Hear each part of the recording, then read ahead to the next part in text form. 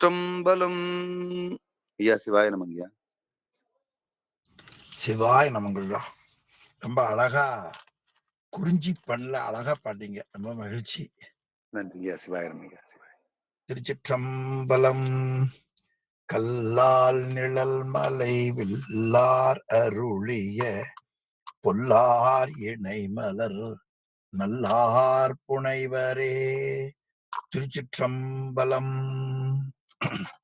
அடியார் பெருமக்களுக்கு வணக்கம். எல்லாம் வல்ல சிவகாமி அம்மை உடனாகிய அம்பலவான பெருமானது திருவருட் பெருங்கருணையினாலும் அருவான்மும்மை நாயன்மார்களது குருவருடினாலும் பேரூர் மணிவாசகர் அருட்பணி மன்றம் நடத்துகின்ற சைவ பாட வகுப்பில் இந்த இணைப்பில் இணைந்து மெய்கண்ட சாஸ்திரங்களில் சில நூல்களை படிப்பதற்கு எல்லாம் வல்ல பரம்பொருள் மிகப்பெரிய கருணையை அருள் செய்திருக்கிறார். அதற்கு அருள் செய்த திருவருளையும் குருவருளையும் போற்றி கேட்டு சிவபுண்ணியம் பெறுகிற தொண்டர்களின் திருவிடிகளையும் சிறமேல் கொண்டு மனம் மொழி மெய்களாலே வணங்கி மகிழ்கிறேன். அன்பர்களே, நாம் படிக்கின்ற சைவ சித்தாந்த சைவ பாட வகுப்பினுடைய நெறியாளரும் படிக்கின்ற நூலுமான முதுபெரும் புலவர் முனைவர் சென்னியப்பனாரையா அவர்களின் திருவடிகளையும் நூலாசிரிய பெருமக்களினுடைய திருவடிகளையும் நாம் அனைவரும் வணங்கி மகிழ்வோம். அன்பர்களே, சைவ பாட வகுப்பில சிவாயிடம சைவ பாட வகுப்பில நாம் சிவசாமி ஐயா வந்திருக்காங்களா? வரல. பிரின்சிபால் சிவசாமி ஐயா இல்லையா சதீஷ்? மியூட் ஆன் பண்ணுங்க. சரி, உள்ள வந்தாருன்னா ஒரு வணக்கம் சொல்லணும். முதல்ல அவர் உங்களுக்கு தெரியும் ஐயா பாட வகுப்புக்கு வர்றவங்க பிரின்சிபால். சரி நண்பர்களே, சைவ சித்தாந்தத்தின் மணிமகுடமான நூல் சிவஞான போதம். சிவஞான போதத்திற்கு ஒப்பா ஒரு நூலை நாம் நினைத்து கூட பார்க்க முடியாது. அது எப்ப தெரியும்னா நூலை படித்து 2 அறிவால தெரிந்து கொள்ளலாம். ஆராய்ச்சி அறிவாலும் அனுபூதி அறிவாலும் தெரிந்து கொள்ளலாம். அந்த முறையில் அமைய பெற்றிருக்கிற நூலை இந்த உலகம் உய்ய வேண்டும் என்று சிவபெருமான் நந்தியம்பெருமானுக்கு கூறினார். நந்தியம்பெருமான் வழி பரஞ்சோதி முனிவர் மெய்கண்டாருக்கு கூறினார். மெய்கண்டார் வழி சிவஞான முனிவர் கொடுத்தார்.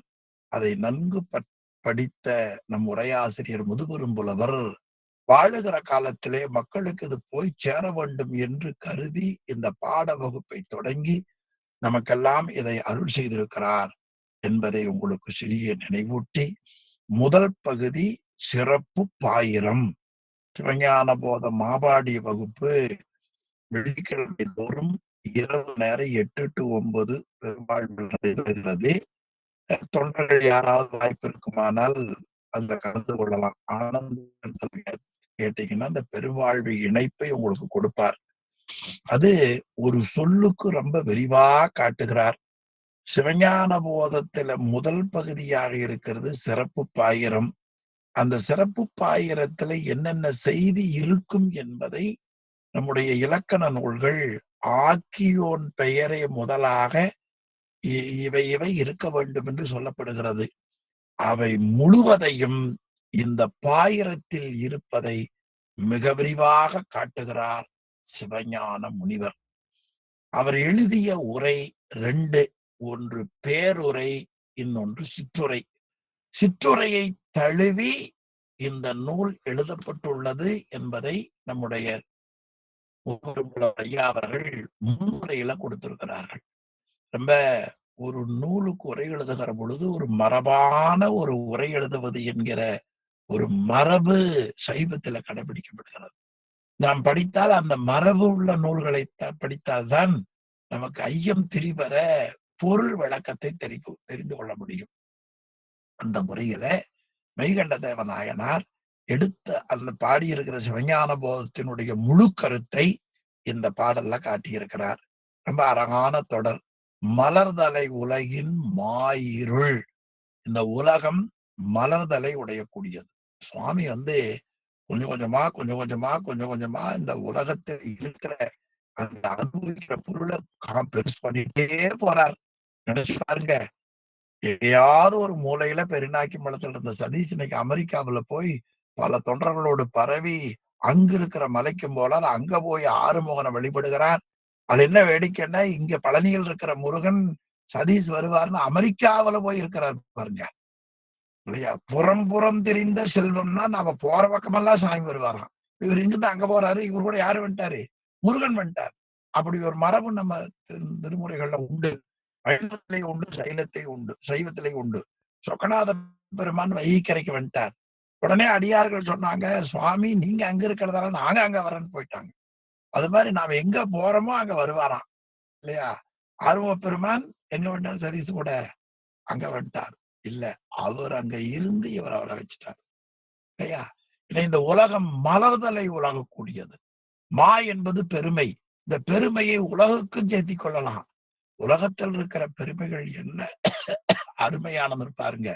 அதில் உலகத்துல மாயிருள், மாயிருள்னா மாயக்கூடிய இருள். மாயக்கூடிய இருள் என்ற ஒன்று இருக்குமானால் மாயாத இருள் ஒன்று உண்டு என்று நாம் ஆராய்ச்சியால் உணர வேண்டும்.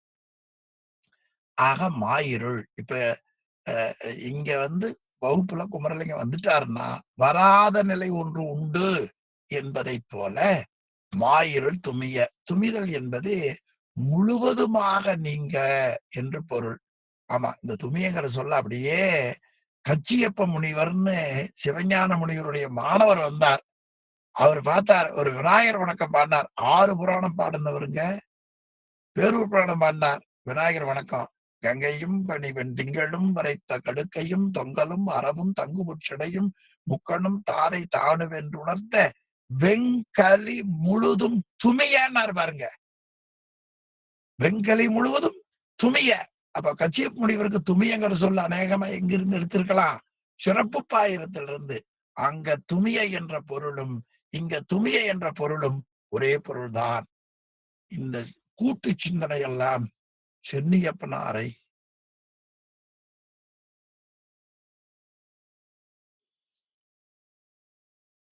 வணங்கியதால் கிடைத்தது.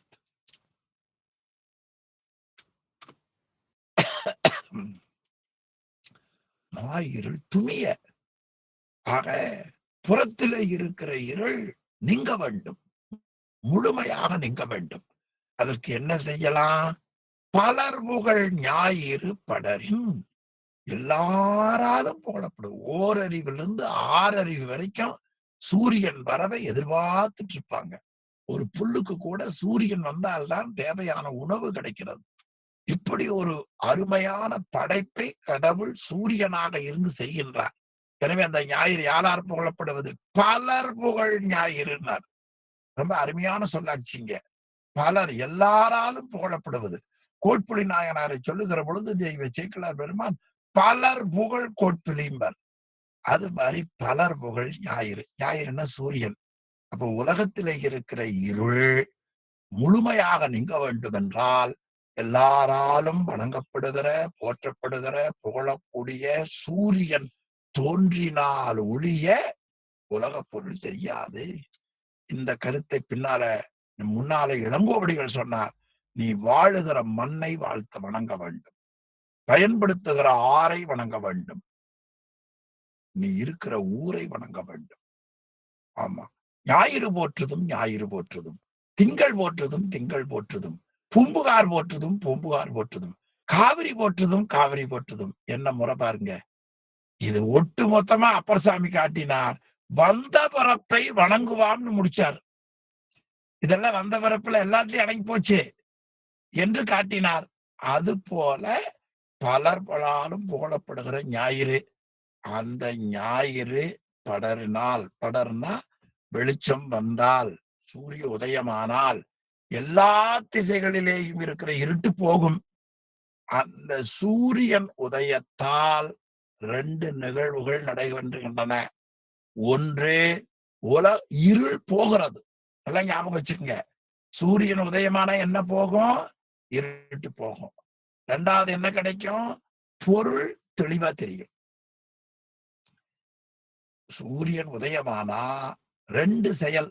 ஒன்று இருள் நீங்கும், இன்னொன்று பொருள் தெளிவா தெரியும் இல்லையா? அந்த தெளிவா தெரியத 2ஆ பிரிச்சாங்க. தெளிவில்லாம தெரியறது, தெளிவா தெரியறது.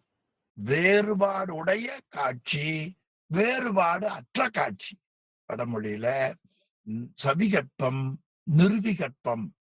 சவிகற்பம் என்பது வேறுபாடுடையது. ஒரு பொருள் தெளிவா தெரியாம இருந்தா அங்க நிக்கிற சதீஷா, ரவநாதனா, பிரபா, ஆள் மாதிரி தெரியுது.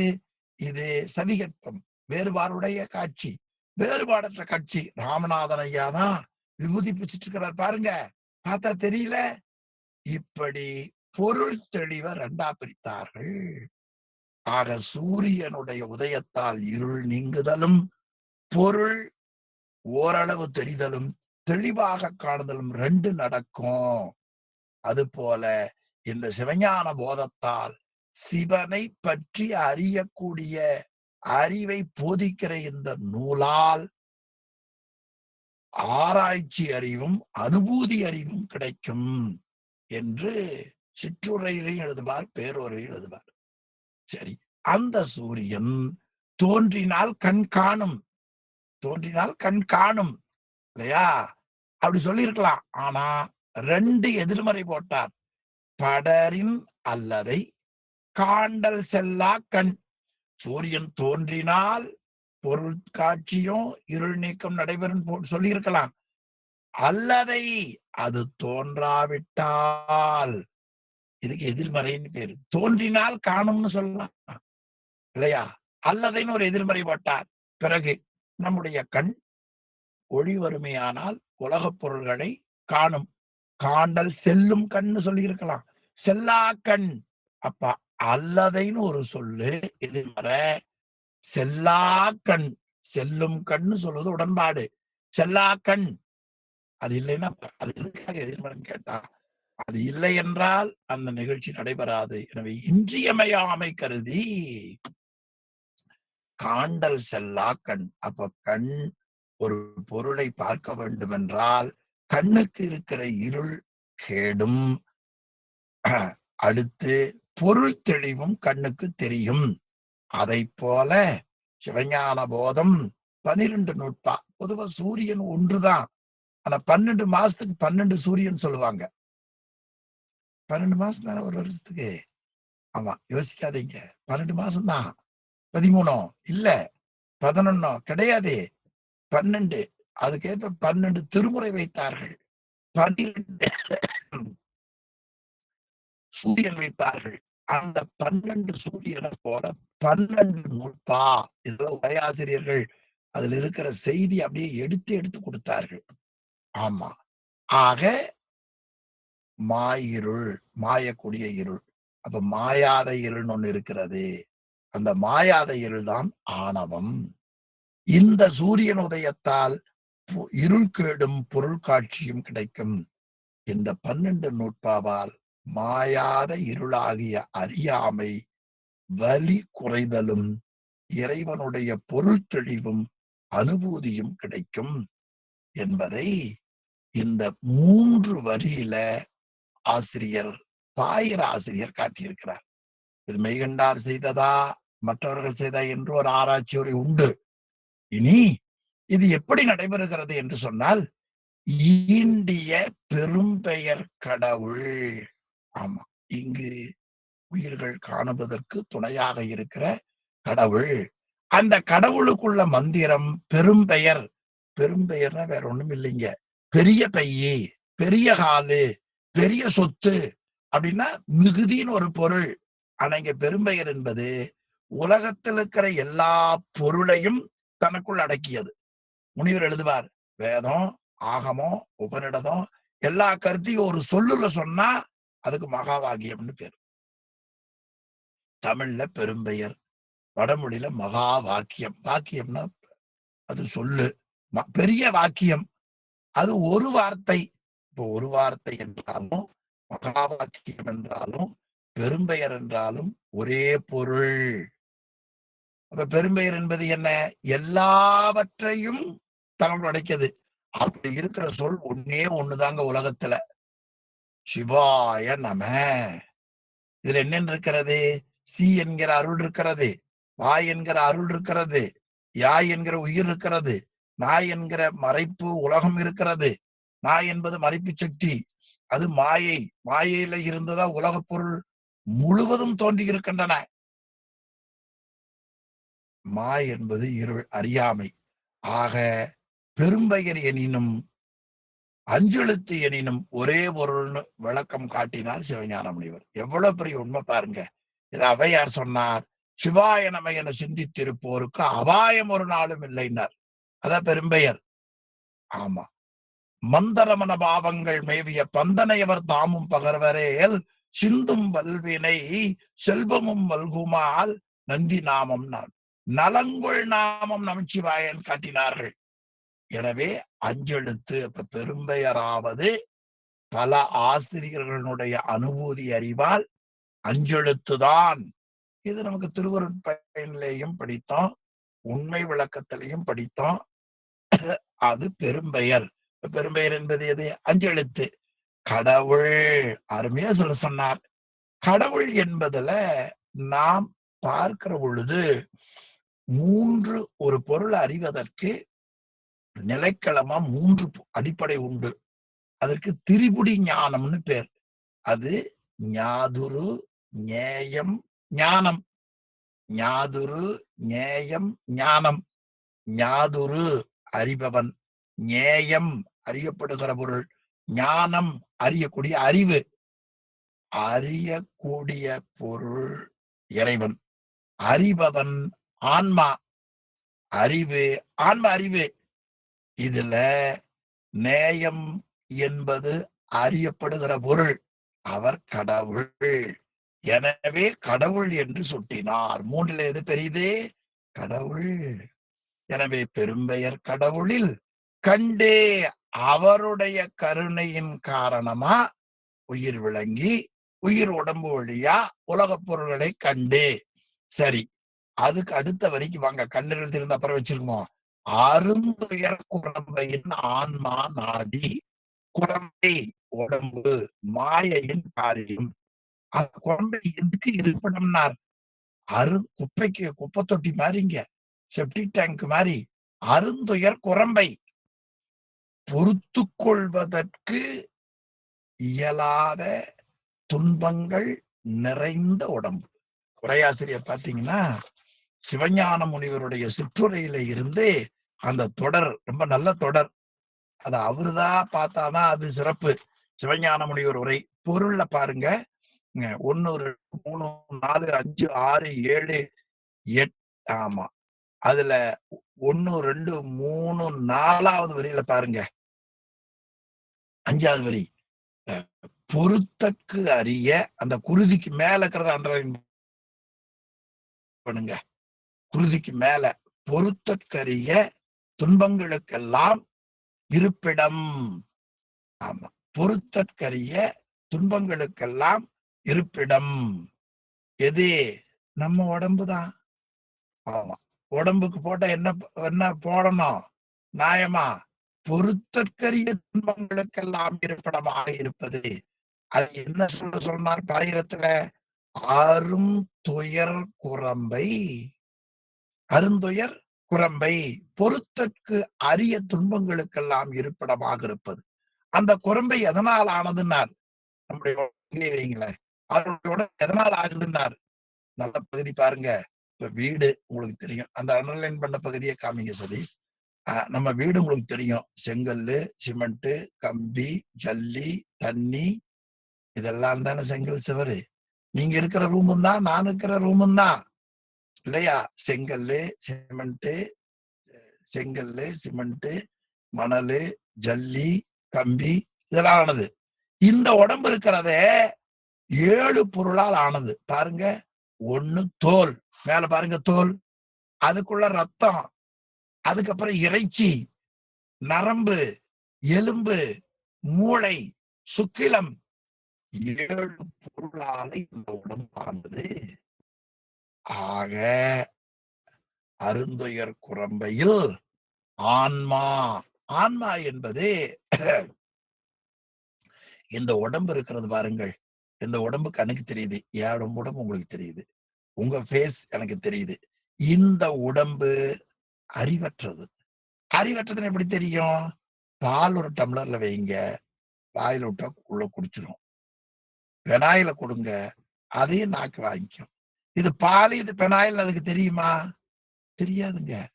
எனவே உயிர் அறிவற்றது. ஆனா உயிர் அறிவற்றது என்று சொன்னால் உயிரில இன்ப துன்பம் உண்டு. நான் ஏதாவது சொன்னா சிரிக்கிறீங்க. ஐயாவை சொன்னா நான் அழுதா நீங்க அழுகிறீங்க. அப்ப இன்ப துன்ப நுகர்வு உண்டு. அந்த இன்ப துன்ப நுகர்வு உள்ளதால் அறிவற்ற உடம்பு இன்ப துன்பம் நுகராது. எனவே அறிவற்ற உடம்புக்கு வேறா, அருந்துயர் குரம்பைக்கு வேறா ஆன்மா என்கிற ஒன்று உண்டு. ஆன்மா நாடினர். நாடினா ஆராய்ந்துன்னு அர்த்தம். எழுதினார் பாருங்க உரையாசிரியர் பெருமகனார். சிறுகுடில் போன்று காணப்பெற்ற இந்த உடம்பை கொண்டு காணப்பெறாத சிவான்மா. இப்ப யாருக்காவது உயிர் தெரியுமா? காணல. ஆனால் அத கருதல் அளவையால உறுதி பண்ணணும். ஒரு பொருள் அளக்கறக்கு உலகத்துல 4 அளவைகள் சொன்னார்கள். நீட்டல், நிறுத்தல், முகத்தல், எண்ணல். சில பொருளை எண்ணி கண்டுபிடிக்கணும். என்னதுன்னா நம்பர் ஆஃப் கவுண்டிங், எண்ணுதல். சில பொருளை முகத்தல், லெட்டர்ல முகணும். சில பொருளை நீட்டல், அளவையால 5 மீட்டர் சட்டை வேணும் இல்லையா? ஆக நிறுத்தல் அளவை, தங்கமல்ல நிறுத்தல் அளவை. அதுமா போல இறைவனை பற்றி, உயிரை பற்றி அளிப்பதற்கு 3 அளவுகள் சொன்னார்கள். காண்டல், கருதல், உரை என்று 3 அளவுகள் சொன்னார்கள். அதுல வழியளவை என்றாலும் கருதல் அளவை என்றாலும் நமக்கு ஒரே பொருளை தரக்கூடியது. அதுல கருதல் அளவை. கருதல் அளவைனா என்ன என்றால், கருதல் அளவை என்பதும் வழி அளவை என்பதும் இன்னொரு அளவு ஞாபகம் வரல, வந்துரும் சொல்லிடல. 3 ஒரே பொருளை தரக்கூடியது. அது ஒரு பாம்பு செத்து கிடக்குது. 10 பேர் சுத்தி பார்க்கிறோம். செத்து போச்சுன்னு நினைக்கிறோம். அது என்ன? நாகப்பாம்பா, சாரப்பாம்பா, கொம்பேரி பாம்பான்னு பார்க்கிறோம். திடீர்னு வால் ஆடுது. 10 பேர் 10 அடி தள்ளி போயிட்டான். 10 பேரு 10 அடி தள்ளி போயிட்டான். இப்ப வால் ஆடணும்னு என்ன தெரிஞ்சுட்டாங்க? உயிர் இருக்குதுடா. இதாங்க கருதல் அளவின்னு பேரு. பேரு கருதல் அளவை. இப்ப நான் பேசிட்டு இருக்கேன். அப்ப உடம்பு அறிவற்றது. உடம்புக்குள்ள உயிர் இருக்கிறது. அப்ப காணப்பெற்ற உடம்பை கொண்டு காணப்பெறாத உயிர். இந்த உடம்புக்குள்ள என்ன இருக்கிறது? உயிர். அதுக்கு என்ன பேர் தெரியுமா? ஆன்மா. ஆன்மாங்கிற சொல்லுக்கு வியாபக பொருள் என்று பொருள். அந்த ஆன்மா தனியா சுதந்திரம் இல்ல. ஒரு காலத்துல இன்பம் அடையுது, ஒரு காலத்துல மகிழ்ச்சி அடையுது, ஒரு காலத்துல கஷ்டப்படுது. அப்ப வினையால் கட்டுண்டு கிடக்கிறது, செயலால் கட்டுண்டு கிடக்கிறது. அந்த கட்டுண்டு கிடக்கிற வினையை சேர்த்து வைக்கக்கூடிய ஆன்மாக்குள்ள ஒரு ஆன்மா உண்டு. ஆன்மாக்குள்ள ஒரு ஆன்மா உண்டு. பாருங்க, உடம்புக்குள்ள ஒரு ஆன்மா, ஆன்மாக்குள்ள ஒரு ஆன்மா. 2 ஆன்மா தானே. அது வியாபக பொருள் தான். இது வியாபக பொருள் தான். ஆனா இந்த ஆன்மா அறிவித்தால் அறியும் சிற்றறிவுடையது. எனவே சீவான்மான்னு பேர் வச்சாங்க. அது தானே அறிவது முற்றறிவுடையது. எனவே பரமான்மான்னு பேர் வச்சாங்க. அதனால உரையாசிரியர் எழுதினார் பாருங்க, காணப்பெற்ற உடம்பு. நம்ம உடம்பு நீங்க பாருங்க, இல்லைன்னா கண்ணாடி மேல நின்று பாருங்க. என்ன அழகான உடம்புங்கிறீங்க. சுவாமியினுடைய அந்த பெர்ஃபார்மன்ஸ் இருக்கு பாருங்க, எந்த ஆளாலும் கொடுக்க முடியாது. ஒரே மாதிரி இல்ல. இது ஒரே மாதிரி டேஸ்ட் இருந்தா அங்க பார்த்தது இங்க பார்த்தது போர் அடிச்சிருச்சும்பா. ஆனா ஒரு உடம்பு மாதிரி இன்னொரு உடம்ப காணவே முடியாது. எத்தனை கோடி மக்கள் ஒரு சின்ன, ஆமா, இந்த குறைந்தபட்சம் 6 வித்தியாசங்கள்னு பழைய குமுதத்துல போடுவான். இது வித்தியாசமே கிடையாது இல்லையா? காணப்பெற்ற உடம்பு. இதை வைத்துக்கொண்டு காணப்பெறாத உள்ள இருக்கிற ஆன்மாவாகிய சிற்றறிவுடைய சிவான்மை அன்பையும், அந்த ஆன்மாவை இயக்கக்கூடிய மேலான ஆன்மாவாகிய பரமான்மாவையும் கருதல் அளவையால், என்ன அளவை? கருதல் அளவை. கருதல் அளவை என்பதும் வழி அளவை என்பதும் ஒரே பொருளை தருது. இன்னொரு அளவை அது நினைவல்ல. சொல்லுகிறேன். இப்ப கருதல் என்ன? வால் ஆடணும்னா டேய் பாம்பு இருக்குங்கிறான்ல, இது இருந்ததால இது கருதல் அளவையால் ஆராய்ந்து ஆன்மா நாடி. சொல்லு பாருங்க. குரம்பை ஒருத்தரை பத்தி சொல்லுகிற பொழுது அவன் நல்லவன்னா, உதாரணமா எங்க ஊர் பக்கம் வரீங்க, இந்த குமரலிங்க உங்க வீடு எங்க? அந்த திருட்டு பையன் குமரலிங்கத்தை கேக்குறீங்க. கேட்ட கேள்வி என்ன? ஆளுதான். ஆனா பதில் என்ன? அவன் பண்பை ஏற்றி சொல்லுவார்கள் இல்லையா? ஐயா சரி, அந்த பெரியவரையா கேட்டீங்க, இதாங்க பண்பு, இதான் வாழ்க்கையில நாம அனுபவிக்கிறது. அது மாதிரி குரம்பின்னு சொல்லிட்டு போக வேண்டியதானே. அடே அது நல்லதுன்னு நினைச்சிடாத, அந்த உடம்பு இருக்கிறதே அது குப்பை, என்னுடைய குப்பை தொட்டி ராஜா, ஆறும் துயர் குரம்பை. எடுத்த உடனே நீ நல்லதுன்னு நம்பிராத, ஆனா அது அருந்துயர் குரம்பை. அதே மாதிரி உண்மை விளக்கத்துல படிச்சோம். இந்த புலன்களை பத்தி எனக்கு விளக்கம் தெரியல சுவாமி, சொல்லுங்க. கள்ளப்புலன் கட்டுரைக்கில் என்ன புலனது? கள்ளப்புலன், சுருட்டு பைய, மயக்கத்தை தருகின்ற புலன்கள்னு ஒரே எழுதியிருப்பாரு சென்னிப்பார். பாத்தீங்கன்னா கள்ளப்புலன். அது மாதிரி என்ன குரம்பை இது இந்த உடம்பே? அருந்துகள். இதுக்கு என்ன எக்ஸசைஸ், என்ன வாக்கிங், என்ன பில்டப், ஒன்னும் ஆர்ப்பாட்டம் தாங்கல.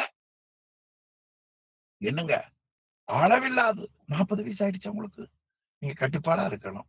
சரிதாங்க இல்லையா? எனவே அருந்துயர் குரம்பையின் அந்த குரம்பைக்குள்ள இருக்கிற ஆன்மா சிவான்மா, அந்த சிவான்மாக்குள்ள இருக்கிற பரமான்மா, இந்த ரெண்டும் கண்ணுக்கு தெரியாது. உடம்பு பருப்பொருள், ஆன்மா சூக்கும பொருள், அதுக்குள்ள இருக்கிறது அதிசூக்கும பொருள் பரமான்மா. இந்த ரெண்டையும் கருதல் அளவையால் ஆராய்ந்து ஆன்மா நாடி. நாடி என்றால் ஆராய்ந்து என்று பொருள். நாடி என்பதற்கு என்ன பொருள்? ஆராய்ந்து ஆன்மா நாடி. இனி பெரும்பெயர் கடவுள் கண்ணிருள் தீர்ந்து அந்த காணப்பட்ட உடம்ப வைத்துக் கொண்டு காணப்படாத இரண்டு பொருள், உரையிலேயே காமிங்க, இரண்டு பொருள், அந்த ஆன்மாவுக்கு உரைவை காமிங்களேன். அந்த ஆன்மாவுக்கு ரெண்டு நிலை உண்டு. அதனுடைய இயல்பு நிலை, அதனுடைய நடப்பு நிலை. இயல்பு நிலைக்கு சொரூபம்னு பேரு, நடப்பு நிலைக்கு தடத்தம்னு பேரு. அந்த இரு பொருள் உரை பாருங்க. அந்த இரு பொருள் என்னென்ன? காணப்பெறுகிற பரு உடம்புக்குள்ள உடம்பை இயக்கக்கூடிய சிற்றறிவுடைய சிவான்மா, சிவான்மாவை இயக்கக்கூடிய பரமான்மா, இருபொருளின் தடத்த இலக்கணம் என பெறும் பொது இயல்பு உணர்ந்து அதுக்கான பொதுத்தன்மையை உணரணும்.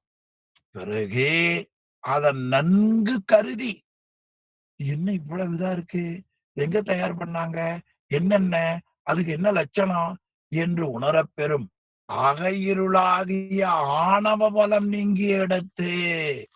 அகையிருளாகிய ஆணவ பலம் தான் என்ன? மாயா இருள். சரி, அப்படி ஆணவ மலத்தினுடைய மலைப்பு குறைய பெற்ற பிறகு பிறகு பெரும்பெயர் கடவுள் இதுவரைக்கு ஞானமா சொல்லி இருக்கிற நூல்கள், அது தமிழ்ல இருந்தாலும் சரி, சான்ஸ்கிரிட்ல இருந்தாலும் சரி, புதுசா ஒரு மொழியில வந்தாலும் சரி, எல்லா நூல்களும் போட்டாரு பாருங்க. இத விட்டு போட்டு இதா அதா இங்கதான் முதல்ல சொல்லுச்சு, அங்கதான் முதல்ல சொல்லுச்சு, அந்த சண்டைக்கே பெரியவங்க இடம் வைக்கல. நாம தான் அறிவு குறைவா சண்டை போட்டுக்கிறோம். எல்லா நூல்களிலும் திரண்டு கூறிய, திரண்டுனா என்ன? உலக பொருளை முழுவதும் ஒரு சொல்லுல அடக்கினா அது திரட்சி என்று பெயர். ஞான திரட்சின்னு சொல்லுவாங்க. எல்லாத்துல இருக்கணும். ஒரு பையி, இப்ப உதாரணமா இங்க இருந்து வெளிநாடு போறீங்க, ஒரே ஒரு பெட்டி எடுத்துட்டு போகணும். அதுக்குள்ள என்ன இருக்கணும்? பல்லு விளக்குற பேஸ்ட்ல இருந்து சிவபூஜை பண்ற திருநீர் வரைக்கும் அது இருக்கணும். எல்லாம் உள்ள அடங்கிக்குதுல்ல. அது மாதிரி கடவுள், கடவுளுடைய அருள், அந்த அருள் பெறுகிற உயிர், உயிருக்கு துணை செய்கிற மறைப்பு சக்தி, மறைத்து கொண்டிருக்கிற அறி அல்ல அடங்கியது. அது ஒரு நூல்ல சொல்லல, எல்லா நூல்களிலும். அதெல்லாம் ஞாபகம் வச்சுக்கோங்க. இந்த எல்லா நூலும்னு உரையாசிரியர் எங்க எடுத்தாரு தெரியுமா? எல்லா மொழியாலும் இமையோர் ஏத்த. அது எங்க இருக்குது? 3ல பாருங்க.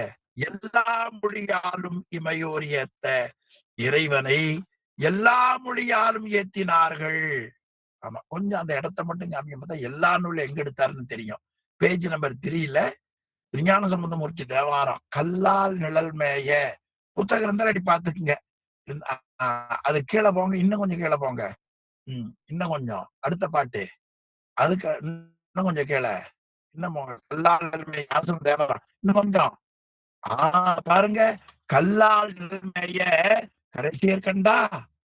ஆமா, கல்லால் மரத்தின் கீழே இருந்து நஞ்சை உண்டு கண்டம் கருத்த சிவபெருமானே என்று யார் யார் கும்பிட்டாங்க? எல்லா மொழியாலும். இதே சொல்லுதான். மீண்டும் பக்கம் 23க்கு வாங்க. 23ல பாருங்க. ஆமா, எல்லா நூல்களும். அங்க ஞானசம்பந்தர் மொழினார். அது மொழி பத்தாது, பின்னால மொழிய நூலா கொடுத்தார்கள். எனவே உரையாசிரியர் எழுதினார், எல்லா நூல்களிலும் திரண்டு கூறிய எல்லா நூலுடைய ஒட்டுமொத்த கருத்து. அதுக்குத்தான் பெரும்பெயர் என்று பொருள். அதுக்கு என்ன பொருள்? பெரும்பெயர் என்று பொருள்.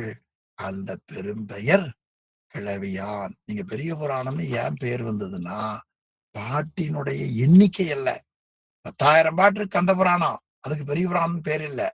நாயன்மார்களினுடைய கொள்கை பிடிப்பு.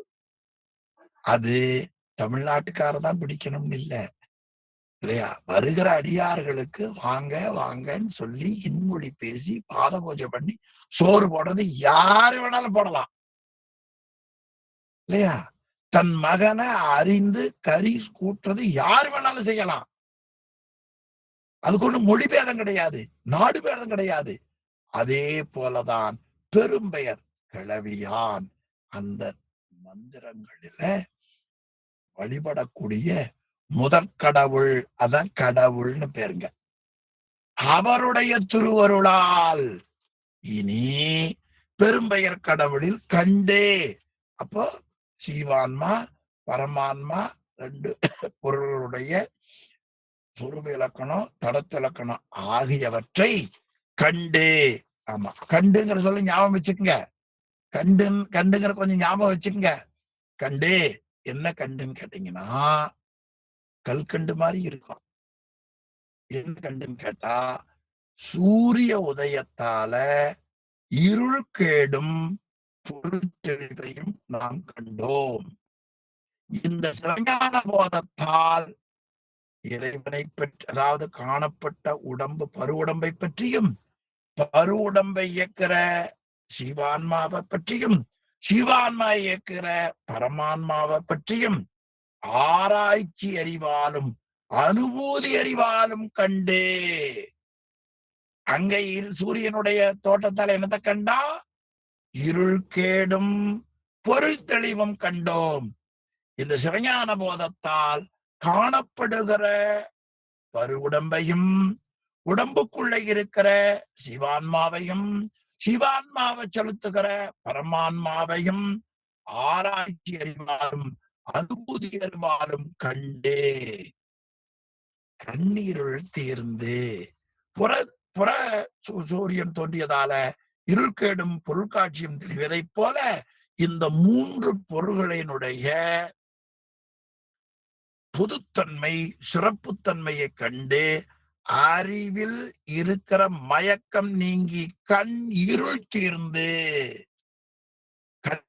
கண்ணீருள் என்பது, கண் என்ற சொல்லுக்கு இங்க அறிவு என்று பொருள். திருவருட்பயன்ல கண் என்பதற்கு சீவக சிந்தாமணியில் அச்சனார்க்கினியர் கண் என்பது அறிவு என்று உரை எழுதியிருப்பதை நம் உரையாசிரியர் எழுதியிருக்கிறார். 13 நிலையில பாருங்க தெரியும். பக்கம் மட்டும் ஞாபகம் இல்லை, மன்னிச்சிருங்க. கண் அறிவு, யாரு சொன்னது? நச்சினார்க்கினியர் ஒரு தடவை சொல்லி பாருங்க, வாய் மணக்கும். நல்ல பேர் சொன்ன வாய் நல்லா இருக்குங்க. அதனால இங்க பெரியவங்க சொல்லி வச்சாங்க தமிழ்நாட்டுல, வெற்றிவேல் முருகனுக்கு அரோகரா, போரா துன்பம் காலியாயிருங்க.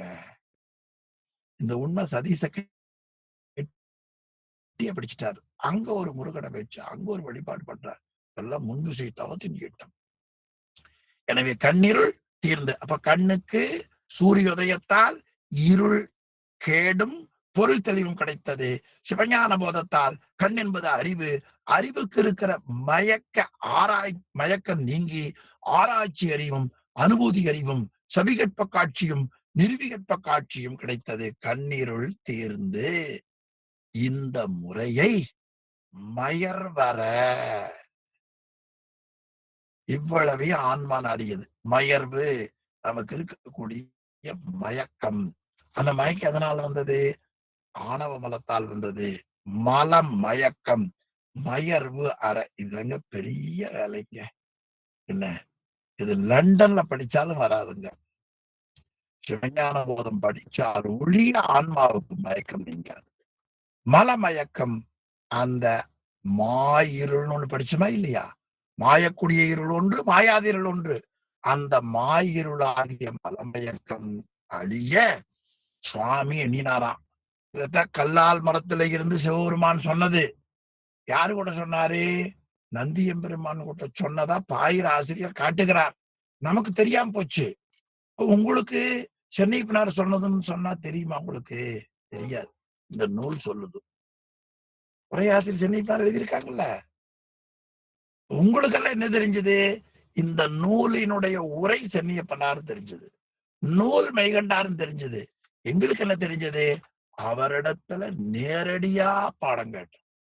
அவர் மூச்சு காத்து எங்க மேல பட்டது, அவர் கை எங்க மேல பட்டது, அவங்க செருப்பை எங்க கண்ணால பார்த்து நாங்க வணங்கினோம். எங்களை செருப்பை கையில இருந்து போடுவோம். அது எதுக்கு எடுத்துட்டு வந்த? கால் தொட வேண்டியதானே? ஆனா அது அவருக்கு கால தொடுகிற பொருள், நமக்கு வணங்கப்படுகிற பொருள்.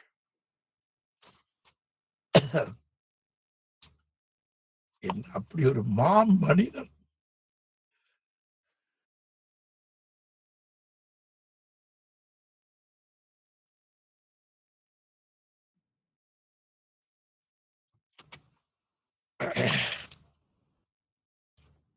மல மயக்கம் அழிய கண்ணீர் தீர்ந்து அத சுவாமி பார்த்தார். நந்தியம் பெருமானுக்கு சொன்னார். என்ன அவர் ஒருத்தர் தான் கேட்டாரான்னு. இப்ப குழுவுல 18 பேரோ 20 பேரோ இருக்கிறோம் இல்லையா? அது மாதிரி அந்த குழுவுல 4 பேர். அவங்க யாருன்னு பேர் அது இல்ல. உரையாசிரியர் காட்டினார். சனகர், சனந்தனர், சனாதனர், சனத்குமாரர். ஒரு தடவை சொல்லுங்க. சனகர், சனந்தனர், சனாதனர், சனத்குமாரர் என்ற முனிவர் குழு.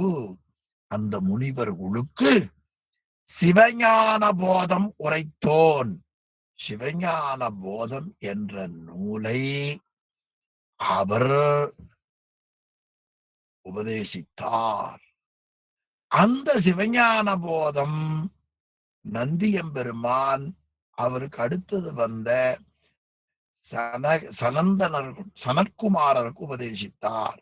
சனத்குமாரர் அவருக்கு பின்னால வந்த சத்தியஞான தரிசனிக்கு சொன்னார். சத்தியஞான தரிசனி பரஞ்சோதி முனிவருக்கு சொன்னார். அந்த பரஞ்சோதி முனிவர் மெய்கண்டாருக்கு சொன்னார். அவரைத்தான் உயர் சிவஞான போதத்தை உரைத்தவன். இந்த 4 பேர் மரபு எங்க பார்த்தோம்? சிவப்பிரகாசத்துல 5வது பாடல். 5வது பாடலை கொஞ்சம் நினைவு வச்சுக்கணும். அத புத்தகத்தை கையில வச்சுட்டு 5வது பாடல், தேவர்பிரான் வளர்கையிலை காவல் பூண்ட என்று அந்த பாடல் தொடங்கும். அந்த மரபு அங்க இருக்கிறது.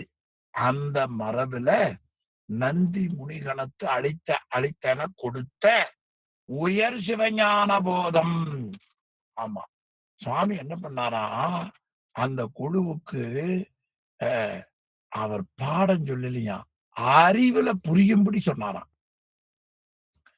அறிவுறுத்தியதுன்னு பாருங்க. ஆமா, அறிவு அரித்தியதில்ல, அறிவுறுத்தி அருளிய உயர்ந்த சிவஞான போதம். அந்த சிவஞான போதத்தை தமிழ்ல சிவபெருமான் சொன்னத நாமெல்லாம் உணர வேண்டும் என்று சிவபெருமானே மெய்கண்டாருடைய ஆன்மாக்குள்ள இருந்து சொன்னது உயர் சிவஞான போதம். அந்த சிவஞான போதத்தை இயற்றி அருளினார், உரைத்தார். அந்த உரைத்தவர் யாருன்னு கேட்டா, பாயிரத்துக்கு போங்க. பெண்ணை புனல் சூழ் வெண்ணை சுவேதவனன். பெண்ணை என்பது பெண்ணை ஆறு. பெண்ணை ஆறு.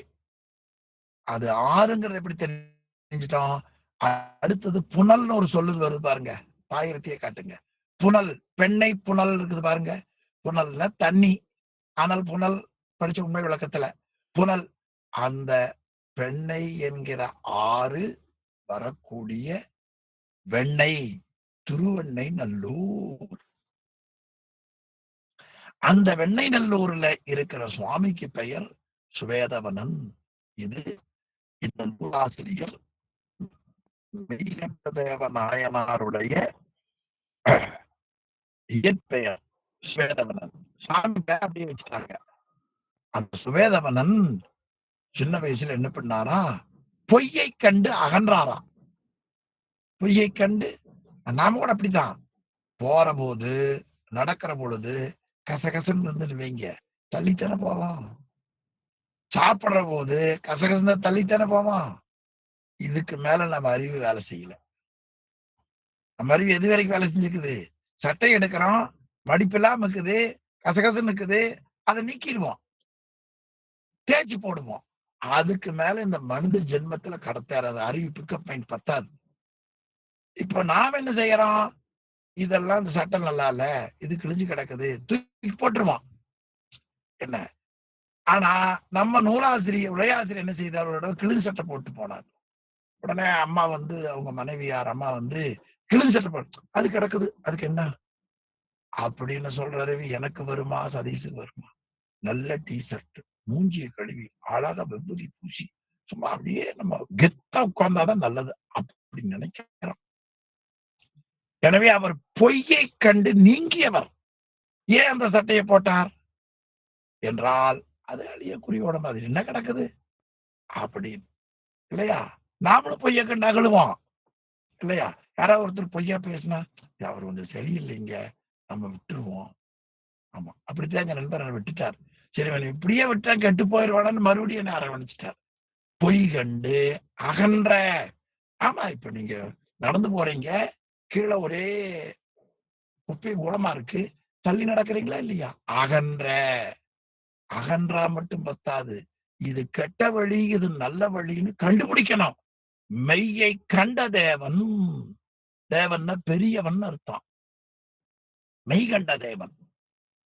ஆக பெண்ணையாறு சூழப்பட்ட திருவண்ணை நல்லூர் சுவேதவன பெருமாள் என்கிற பெயரை உடைய பொய்யை கண்டு அகன்ற மெய்கண்ட தேவன். அவர் யார் தெரியுமா? இந்த உலகத்துல பிறப்பு என்பது துன்பம். எங்க பார்த்தோம்? அருந்துயர் குரம்பை வாழ்வாவது மாயம், இல்லையா? அது அப்படியே ஞானசம்பந்த பெருமான் அருமையா பெண்ணாடகம் தேவாத்திரம், ஒடுங்கும் பிணி பிறவி கேடு ஒழித்தாய வாழ்க்கை ஒழிய. ஒழியன நீங்கன்னு அர்த்தம். அப்படி தவம் பண்ணாங்களாம். அப்படி பண்ணவங்க யாருன்னு கேட்டா முனிவர்கள். அவங்க எதுக்காக தவம் பண்ணாங்களாம்? ஒரு பகையை நீக்கிக் கொள்ள வேண்டும்னு. அது என்ன பகைனா? பவமாகிய பிறப்பு. அதனால சொன்னார், பவம்னா பிறப்பு, நனி வன் பகைனார். பவம்னா பிறப்பு, நனினா மிகுதி, வன்பகைனா நம்முடைய அறிவால் நீக்கிக் கொள்ள முடியாத பிறப்பு. அந்த பவ நனி வன் பகை கடப்பதற்காக தவம் செய்து இனி பிறப்பில்லை என்று சொல்லக்கூடிய அளவு தான் நன்மை அடைந்தவர்கள் சிவபெருமான் திருவடியை சூடுவாங்களாம். அதுக்கு அடுத்ததா மெய்கண்டாருடைய திருவடியை சூடுவாங்களாம். தவர் அடி புனைந்தவர். அப்படி பல பேருடைய திருவடிய தலையில வைக்கலாம். ஆனா வைக்கிற பொழுது மெய்கண்டாருடைய திருவடிய அந்த பவ நனி வன்பகையை கடந்த முனிவர்களே இவர தலைமையில வச்சு வணங்குவாங்க.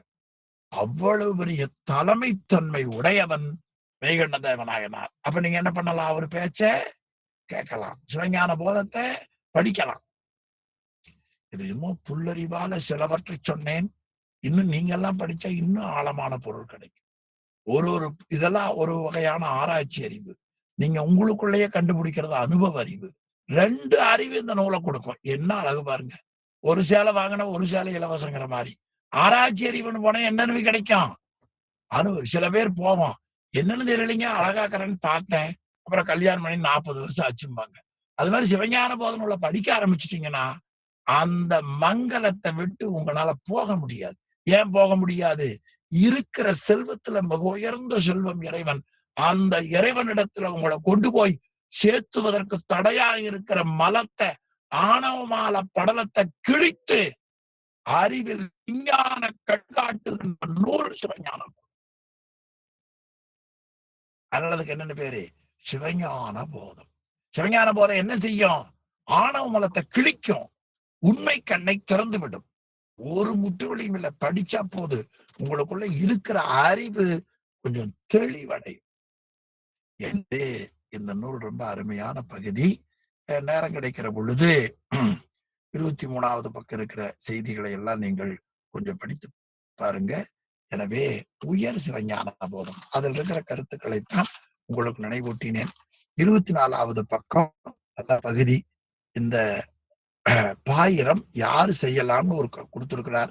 தன்னுடைய ஆசிரியர், தன்னோடு கற்றவன், தன் மாணாக்கன், உரையாசிரியர், இந்த நாள் வந்து யாராவது ஒருத்தர் செய்யலாம். ஆனா இந்த பாயிரம் அருளந்தி செய்தது என்று பாண்டி பெருமாள் சொல்லுகிறார். சரி, யாரோ செய்யட்டும், அது ரொம்ப பெரியவர்கள் தான் சிந்திக்கணும். சரியா? யார் செய்தாலும் நமக்கு ஒண்ணுதானே. சரி, இதுல என்னென்ன வந்திருக்குதுன்னா, ஆக்கியோன் பெயர் மெய்கண்ட தேவன். சிவஞான போதன் நிர்வாசிரியர் யாரு? மெய்கண்ட தேவன். அங்கே காமிங்க. அதன் வழி என்ன? இதுக்கு என்ன வழி? நந்தி முனிகணத்து அளித்தவன், அதான் மரபு. அதனுடைய எல்லை என்ன? வெண்ணை சுவேதவனன், தமிழ் வழங்கும் எல்லை. நூல் பெயர் சிவஞான போதம். நூல் பெயர் சிவஞான போதம். யாப்பு இந்நூல் கேட்கக்கூடிய இயல்பு அப்படின்னு என்ன தெரியுமா? இந்த நூல் படிக்கிறதுக்கு முன்னால என்னென்ன நூலை படிக்கணும், அதன் பிறகு இந்த நூலை படிக்கணும் அப்படிங்கிற ஒழுங்குமுறை. அதனாலதான் 5 நூலை படிச்சுட்டு இந்த நூலை படிக்கிறோம். முதலிய பொருள், இந்த நூல் என்ன சொல்லுகிறது? முப்பொருள் உண்மையை சொல்லுகிறது. யார் கேட்கலாம்?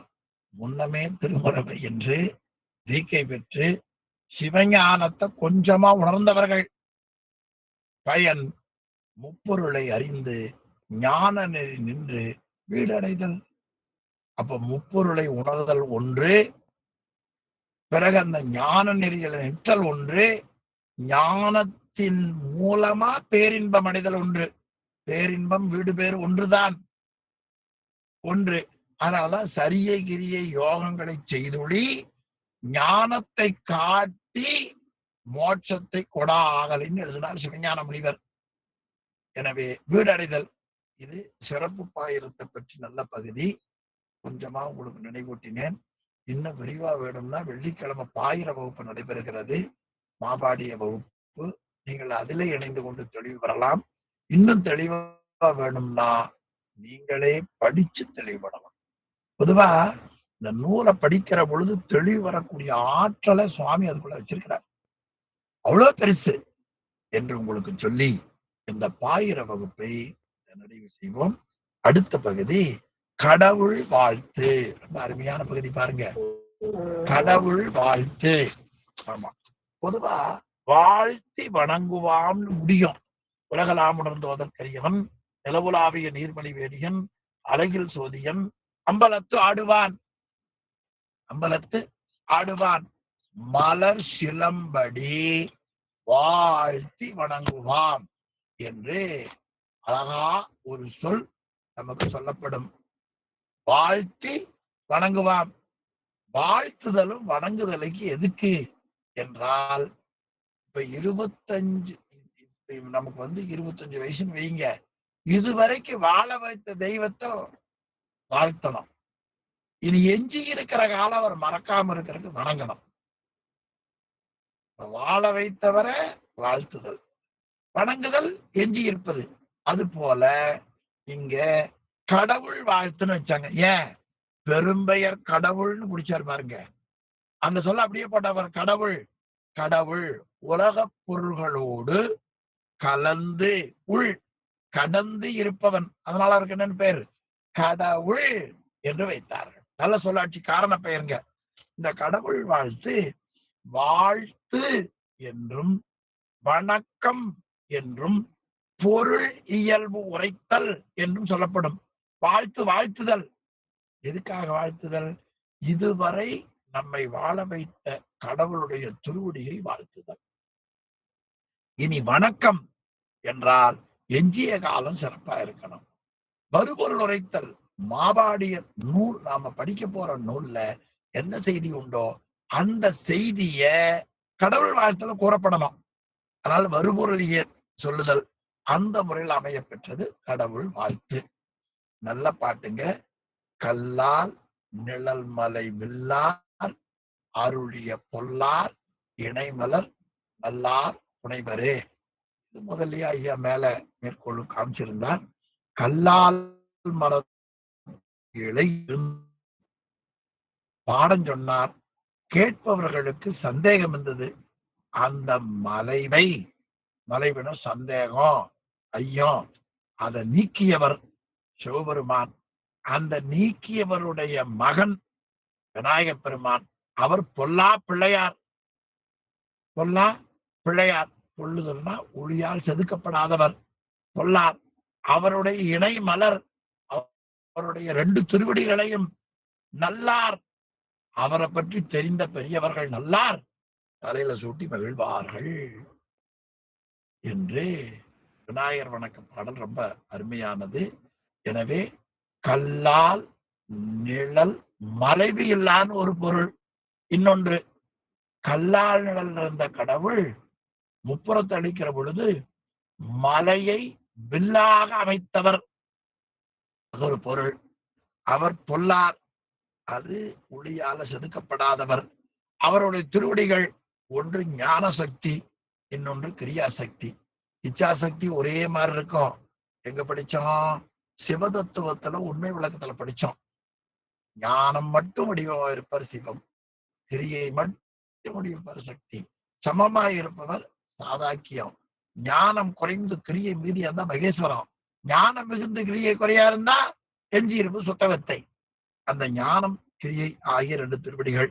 இனி இந்த பாடல்ல கல் ஆல் நிழல் மலை வில் ஆர் அருளிய பொல் ஆர் என்று சொல்ல பிரிச்சீங்கன்னா 12 சொல் வரும். எனவே 12 நூற்பாவை குறிப்பது. மேலும் 2 வினை முடிவுகள். ஒன்று கல்லால் நல்மைய வில்லார், இன்னொன்று பொல்லார் இணைமலர் நல்லார் முனைவர். 2 முடிவுகளை கொடுத்தது. ஒண்ணு சிவபெருமான், இன்னொன்று மகன். எனவே இது 2 அதிகாரம். சிவஞான போதம் பொது அதிகாரம், உண்மை அதிகாரம் என்ற 2 பகுப்பை உடையது என்று சொல்லக்கூடிய ரொம்ப நல்ல திருப்பாடல் இது. கடவுள் வாழ்த்து. கல்லால் நிழல்மலை வில்லார் அருளிய பொல்லார் இடைமலர் நல்லார் புனைவரே. நல்லார் அது ஒரே எழுதுனாங்க. கேட்டு சிந்தித்து தெளிந்த மெய்யன்பர். கேட்டு சிந்தித்து தெளிந்த மெய்யன்பர், உண்மை அன்பர். அவர்தான் மெய் கண்டார். அவரோட சேர்ந்த நாம் என்ன ஆயிரலாம்? நல்லவர்கள் ஆகிவிடலாம். இனி அடுத்தது அவையடக்க பாடல். ரொம்ப நல்ல பாட்டு. தம்மை உணர்ந்து தமையுடைய தன்னுணர்வர் எம்மை உடைமை எமைகளார். தம்மை உணரார் உடங்கேந்து தம்மில் புணராமை கேளாம் புறன். அவையடக்கம் பாடுகிறார். அதாவது கடவுள் வாழ்த்து பாடுகிற பொழுது சிவபெருமானே தனிப்பெரும் கடவுள்னு காட்டினார். 1000 காட்டினார், கடவுள் வாழ்த்தினார். அந்த அவையடக்கத்துல அந்த சிவபெருமானுடைய அருளை பெற்ற சைவ சித்தாந்தத்தினுடைய உயர்வும் ஏனைய சமய நூல்கள் உணர்ந்தவருடைய தாழ்வையும் காட்டினார். என்ன அழகு பாருங்க. தம்மை உணர்ந்து ஒரு உயிர் தம்மை உணர வேண்டும். உலகத்துல அறிவுடைய பொருள், அறிவற்ற பொருள் என்ற ரெண்டு உண்டு. அறிவுடைய பொருள் இறைவனுக்கு அடிமை, அறிவற்ற பொருள் இறைவனுக்கு உடைமை. எனவே நாம் சிவபெருமானுக்கு அடிமை. இத தம்மை உணர்தல். தம்மை உணர்தல் என்ன பொருள்? நாம் சிவபெருமானுக்கு அடிமை என்று தம் இயல்பை உணர வேண்டும். பிறகு தமை உடைய நம்மை அடிமையாக ஏற்றுக்கொண்ட சிவபெருமானுடைய இயல்பை உணர வேண்டும். தன் உணர்வார். அப்படி உணர்ந்த மெய்யுடையவர்கள் எம்மை உடைமை அமைகளார். அவர்தான் நான் மதிக்கப்படுபவர். அவர் என்னுடைய பார்ப்பார். சிவனடியார்கள் எப்பொழுதும் குற்றங்களை பார்க்கவே கூடாது. எனது அறியாமையில் செய்தது குணங்களைத்தான் பார்க்க வேண்டும். எனவே எம்மை உடைமை அவை என்னை இகழமாட்டார்கள். தம்மை உணரார். நாம் சிவபெருமானுக்கு அடிமை என்பது உணராதவர்கள் தன் தலைவனை உணரார். தம்மை உணரார். தம்மையுடைய தலைவனையும் உணரார். அவங்க உடங்கை ஏந்து ஒருத்தருக்குள்ள கலந்து பேசி என்ற கருத்து பெருசு, நான் சொன்னது பெருசு, நீ சொன்னது பேசு என்று ரெண்டு பேரும் சண்டை போட்டுக்குவாங்க. கருத்து மோதல். உடங்கை ஏந்து அப்படி பேசுவாங்க. அவங்களுடைய பேச்சை நாம் கேட்க வேண்டியதில்லை. கேளாம். எனவே அவர்கள் தம்மில் புணர மாட்டார்கள், செய்ய மாட்டார்கள். எனவே அவர்கள் பேச்சு புறமான பேச்சு நாம் கேட்க வேண்டியதில்லை என்று காட்டுகிறார். எனவே தன் உணர்வார்.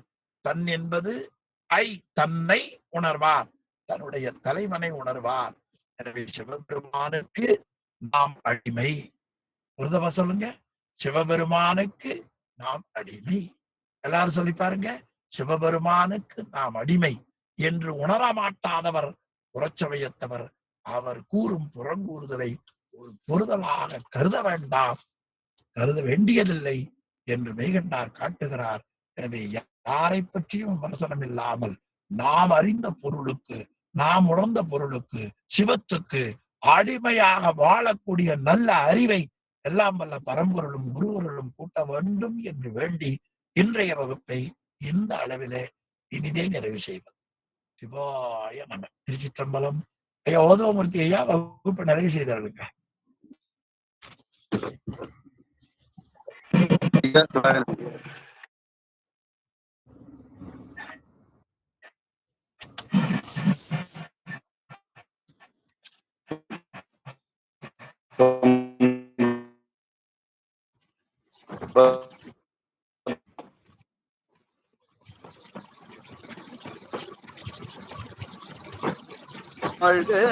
தீயதெல்லாம் அறநாள் பையகமும் துயர் தீரவே.